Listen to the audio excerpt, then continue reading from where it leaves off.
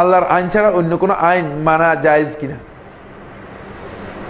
আল্লাহ রাব্বুল আলামিনের আইন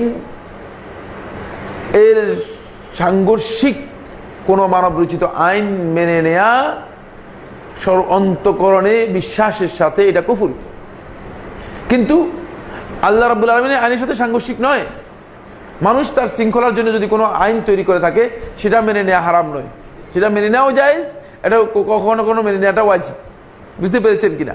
কখনো কোনো মেনে নিতে হবে, রাষ্ট্রীয় বিধানের কারণে আপনাকে সেটা মেনে নিতে হবে। যেমন টাকা টাকা সরকার এগুলো কি করেছে?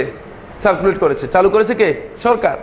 এখন আমরা এটা মেনে নিতে বাধ্য, আপনাকে অবশ্যই মেনে নিতে হবে। ট্রাফিক সিস্টেম, ট্রাফিক ল যেগুলো আছে সেগুলো আপনাকে মেনে নিতে হবে, অন্যথায় এখানে বিশৃঙ্খলা তৈরি হবে, রাষ্ট্রীয় আইনে আপনি দণ্ডিত হবেন এবং এটা বিধান হারাম।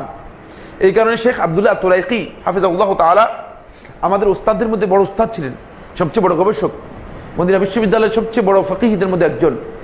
শেখ আব্দুল্লাহ তুরাইকি বললেন যে আমি একদিন আমার মেয়ে অসুস্থ খুব, রাত্রের 2টা বাজে, আমি আমার মেয়েকে নিয়ে হসপিটালে যাচ্ছিলাম। পথে সিগন্যাল পড়ে গেল, রেড সিগন্যাল। আশেপাশে চারদিকে তাকালাম যে কোনো গাড়ি নেই, কোথাও কোনো পুলিশও নেই, কোনো গাড়িও নেই।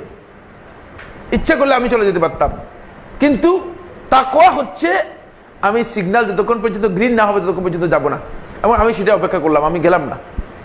যেহেতু এই আইন মানে এটা শৃঙ্খলার বিষয়, এই শৃঙ্খলা লঙ্ঘন করাও ইচ্ছাকৃতভাবে জায়েজ নেই, এটা আমাদের খেয়াল রাখতে হবে। যেহেতু আমাদের দেশের আইন শরিয়া কোনো স্থান নেই এবং গণতন্ত্রের মতে জনগণ সকল ক্ষমতার উৎস, জায়েজ না থাকলে আমাদের কি করা উচিত এটা আমি বলে দিয়েছি আপনাদেরকে। যদি কোনো আইন ইসলামের সাথে সাংঘর্ষিক হয়ে থাকে সেটা মানার কোনো সুযোগ ইসলামের শরীয়তের মধ্যে নেই।